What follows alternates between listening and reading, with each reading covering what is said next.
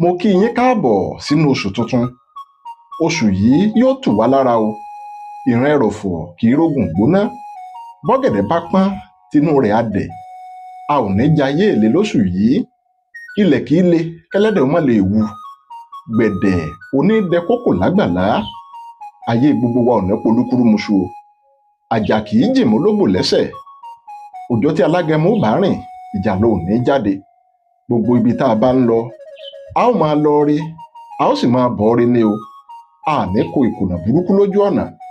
Ojú àṣá kì í ríbi, tàwòdì kì í rọ́ràn, ojú ẹfun kì í ríbi lálèdè ọ̀sán, ojú osùn kì í ríbi lálèdè òru. Àyún lọ àyún bọ̀, òun lọ́wọ́ máa yún ẹnu. Àtẹ̀pẹ́ òun lẹsẹ̀ tẹ̀nà. Ẹrù kì í pòṣùká, ẹlẹ́rù òun lẹ́rù pa. Ẹni bá ní ká má ṣe tiwa, àgọ́ àlà ò nílé, wọ́n mọ̀